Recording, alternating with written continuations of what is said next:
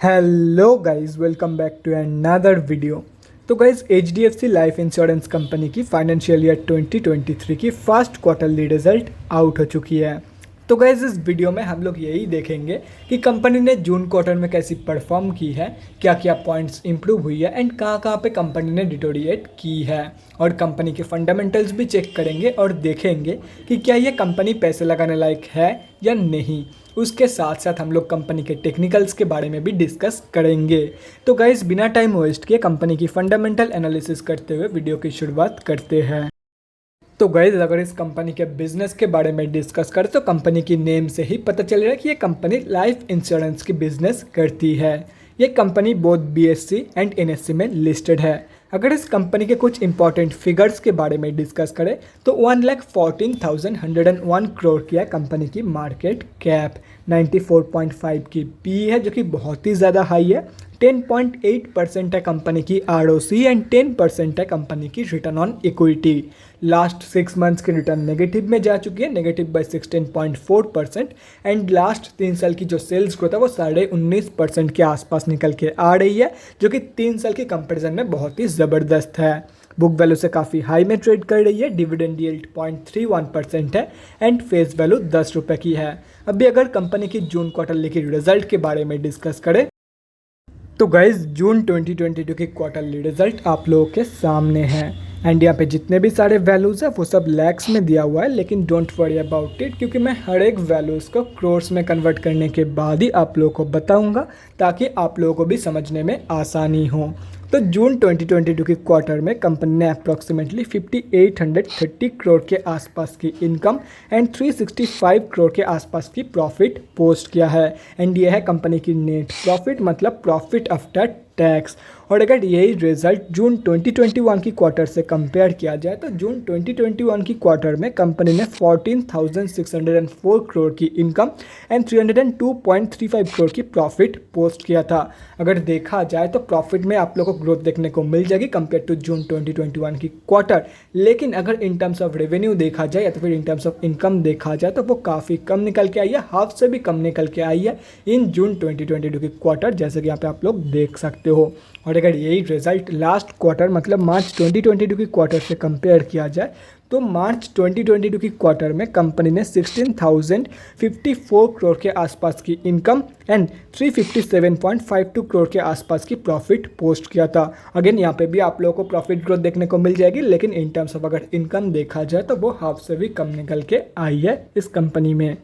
तो अगर overall result के बारे में डिस्कस करें तो वो ठीक ठाक ही निकल के आई है, लेकिन slightly on the weaker side ही है। अभी अगर कंपनी की बैलेंस शीट की हेल्थ के बारे में डिस्कस करें तो गाइस, फाइनेंशियल ईयर 2022 में कंपनी ने अपने रिजर्व को इंक्रीज किया है, मतलब बैलेंस शीट की हेल्थ इंप्रूव हुई है इन FY 2022। एंड अगर ओवरऑल देखा जाए तो डेट के कंपैरिजन में 10 गुना से भी ज़्यादा रिजर्व मौजूद है कंपनी के पास, मतलब ओवरऑल जो बैलेंस शीट की हेल्थ है वो एकदम ज़बरदस्त है एंड ये एक ऑलमोस्ट डेट फ्री कंपनी है। अभी अगर कंपनी के कैश फ्लोज के बारे में डिस्कस करें तो कैश फ्लोज की जो कंडीशन है वो भी इंप्रूव हुई है इन FY 2022। यहाँ पे आप लोग देख सकते हो FY 2021 में कंपनी के पास पॉजिटिव 1,386 करोड़ की कैश फ्लोज मौजूद थी, जो कि अभी इंप्रूव होकर पॉजिटिव 3,900 करोड़ की हो चुकी है। और अगर शेयर होल्डिंग पैटर्न के बारे में डिस्कस करें तो जून क्वार्टरली की शेयर होल्डिंग पैटर्न अभी तक आउट नहीं हुई है, लेकिन अगर मार्च क्वार्टरली की शेयर होल्डिंग पैटर्न देखा जाए तो प्रमोटर्स एंड FIIs ने सेलिंग किया था, DIIs ने बाइंग किया था एंड अदर्स की होल्डिंग कांस्टेंट था। और अगर पब्लिक में देखा जाए तो एक ही बड़े रिटेलर की होल्डिंग है एंड वो है एक्साइड इंडस्ट्रीज लिमिटेड। एंड अगर ये कैलकुलेट करते हो तो इस कंपनी में हम अब जैसे छोटे मोटे रिटेलर की जो होल्डिंग है वो अप्रॉक्सीमेटली 10.2% के आसपास निकल के आ रही है। तो गाइस, अभी कंक्लूजन पे आते हैं कि आप लोगों को इस कंपनी में पैसा लगाना चाहिए या नहीं। तो देखो, अगर आप लोग एक लाइफ इंश्योरेंस कंपनी में पैसा लगाना चाहते हो तो ये एक बहुत ही बढ़िया कंपनी है आप लोगों के लिए। आप लोग डेफिनेटली इस कंपनी में पैसा लगा सकते हो।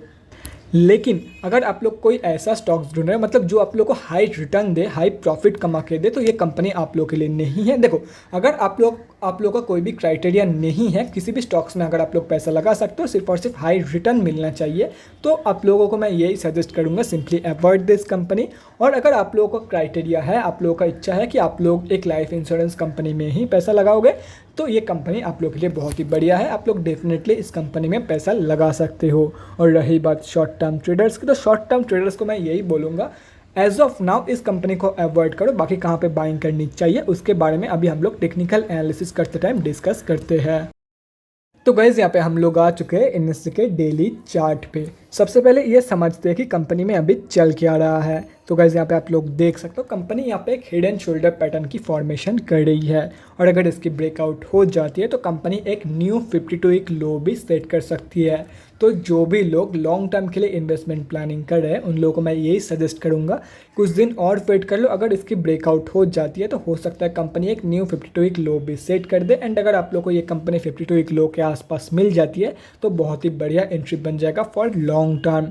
और अगर एकदम आप लोग स्ट्रेस फ्री एंट्री चाहते हो तो अभी जहाँ पे कंपनी ट्रेड कर रही है आप लोग करंट मार्केट प्राइस के आसपास भी ट्रेड प्लान कर सकते हो, एंट्री प्लान कर सकते हो, क्योंकि ये भी एक स्ट्रॉन्ग सपोर्ट बेस है कंपनी के लिए। अगर स्ट्रेस फ्री एंट्री चाहते हो तो ही करंट मार्केट प्राइस पे एंट्री करना, अदरवाइज सिंपली मैं आप लोग को यही सजेस्ट करूंगा कुछ दिन और वेट कर लो। मैक्सिमम चांस तो यही है कि कंपनी की ब्रेकआउट जो है वो इसी महीने के अंदर अंदर हो जाएगी।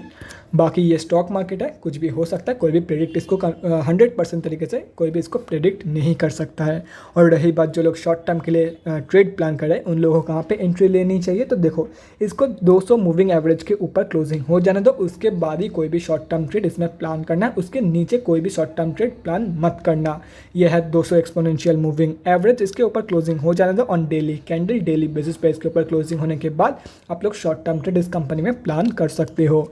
और रही बात स्विंग ट्रेडर्स की, तो देखो गाइज अब कंपनी की जो मैक्सिमम चांसेस है वो नीचे की तरफ डाउनफॉल की ही है, तो ऊपर की तरफ यहाँ पे कोई भी चांसेस नहीं दिख रहा है, क्योंकि ऊपर एक 200 मूविंग एवरेज की स्ट्रॉन्ग रेजिस्टेंस है, ऊपर से यहाँ पे हेड एंड शोल्डर पैटर्न। और अगर पिछले कुछ दिनों की वॉल्यूम देखा जाए तो बहुत ही ज़बरदस्त सेलिंग हो रही है इस कंपनी में, तो मैक्सिमम चांस तो नीचे की साइड का ही है। तो इसीलिए मैंने कोई भी स्विंग ट्रेडिंग के लेवल्स यहाँ पे मार्क नहीं किया है। तो एज ऑफ नाउ कोई भी स्विंग ट्रेडिंग का सिनेरियो इस कंपनी में नहीं बन रहा है। तो guys that's it for this video, अगले वीडियो में मिलते हैं गाइज। Thanks for watching. और गाइज अगर आप लोग के मन में कोई भी डाउट या क्वेरी रहती है स्टॉक मार्केट या किसी भी स्टॉक से रिलेटेड तो कमेंट सेक्शन में कमेंट करके मुझसे पूछ सकते हो, या तो फिर मेरे इंस्टाग्राम का लिंक आप लोगों को डिस्क्रिप्शन बॉक्स में मिल जाएगा, जाके वहाँ पर ही मुझे डीएम कर सकते हो फॉर एन वन-on-one कन्वर्सेशन।